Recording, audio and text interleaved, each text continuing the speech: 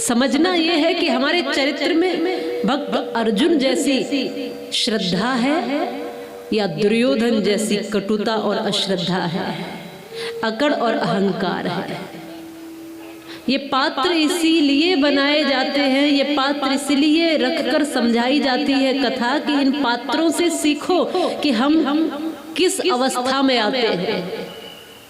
अवस्था हमारी ये हो गई, लेकिन हमने अभी हथेली घिसना नहीं छोड़ा। सोचो, उम्र इतनी हो गई लेकिन हमने अभी हथेली घिसना बंद नहीं किया, धुआं छोड़ना बंद नहीं किया, ये नशे के प्याले बंद नहीं किए, ये तमाम गलत आहार बंद नहीं किए। जब सोचो कि हम पर भोजन करना जो भीतर ले जाना है, शरीर का विषय है ये, तो जब ये ठीक नहीं हुआ तो हमारी वृत्तियां कैसे ठीक होंगी और कब होंगी?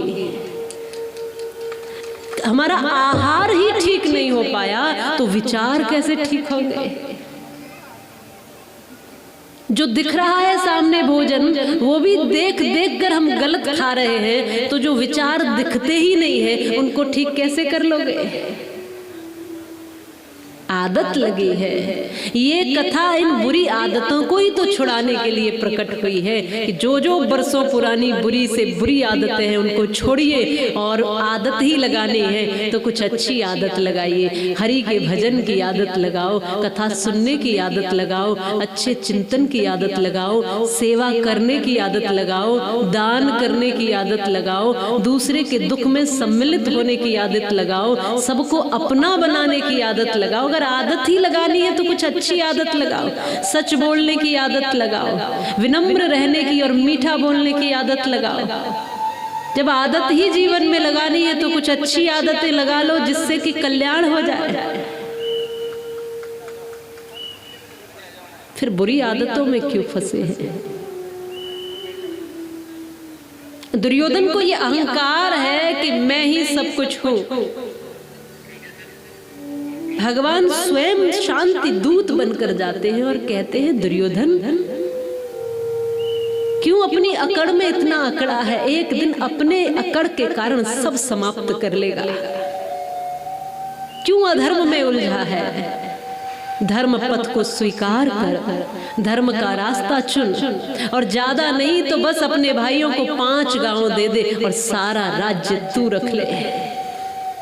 थोड़े से में ही वो सबूरी कर लेंगे, थोड़ा सा ही दे दे। लेकिन अकड़ कर दुर्योधन ने कहा कि 5 गांव की बात तो छोड़िए, सुई की नोक के अग्रभाग के बराबर भी मैं देने वाला नहीं हूं। बिना युद्ध के नहीं दूंगा, ताकत है तो ले लीजिए।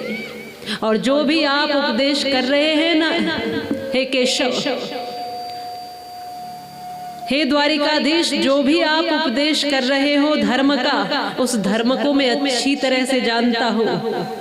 जानाम्य धर्मम न च मे प्रवृत्ति, जानाम्य धर्मम न च मे निवृत्ति, केनापि देवेन हृदय स्थितेन यथा नियुक्तोस्मि तथा करोमि।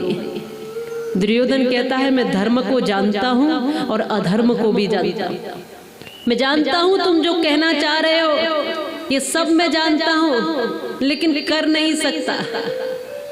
जानते तो बहुत लोग हैं लेकिन मानते नहीं। जानते तो हैं कि शराब, सिगरेट, बीड़ी, तंबाकू, मांसाहार ये सब गलत है, जानते तो सभी ही है, बच्चा बच्चा भी जानता है। जानते हैं पर मानते नहीं है। इसलिए मैं हर बार कहती हूँ ये दुनिया बड़ी सयानी है और जिसे देखो वही ज्ञानी है। दुनिया बड़ी सयानी है, जिसे देखो वही ज्ञानी है। और मैंने कहा शराबी से दूर हो जाओ इस खराबी से। उसने कहा मेरी क्यों छुड़ाते हो, तुम भी तो अंगूर खाते हो, ये उन्हीं अंगूरों का तो पानी है। दुनिया बड़ी सयानी है, दुनिया बड़ी सयानी है। मैंने कहा जुआरी से, जुआ खेलने वाले से, मैंने कहा जुआरी से दूर हो जाओ इस बीमारी से। उसने कहा मैं क्यों छोड़ दूं जुआ, धर्मराज युधिष्ठिर ने भी तो खेला था भैया। रीत ये पुरानी है और दुनिया बड़ी सयानी है, जिसे देखो वही ज्ञानी है। आप जिसे कुछ बोलो वो उल्टा आपको ही समझा देगा। शराबी को कहो शराब छोड़ दो, वो कहता है कि शराब में ऐसा क्या बुरा है, अंगूर तो तुम भी खाते हो, हम तो बस उस अंगूर का जूस पी रहे हैं। इसमें अंतर क्या है? समझाने के लिए आज हर एक व्यक्ति उतावला है, पर समझना कोई नहीं चाहता है। समझाने वाले चाहे श्री कृष्ण भगवान ही क्यों न हो, लेकिन दुर्योधन की यदि श्रद्धा नहीं है तो वो भी उसको समझा नहीं सकते। याद रखिए, भगवान के प्रति, उनके वक्तव्य और वाणी के प्रति दुर्योधन की श्रद्धा नहीं थी, इसलिए शांति का उपदेश भी कुछ काम नहीं कर सका। और वही क्रांति का उपदेश कुरुक्षेत्र के मैदान में भक्त अर्जुन को दिया भगवान ने, तो उस कुरुक्षेत्र के मैदान में खड़े होकर भी क्रांति का उपदेश गीता का ज्ञान बन जाता है। ये है श्रद्धा का परिणाम। सर्वप्रथम श्रद्धा चाहिए श्रोता के मन में। अगर श्रद्धा है तो यहां से जो बोला जाएगा वो असर करेगा।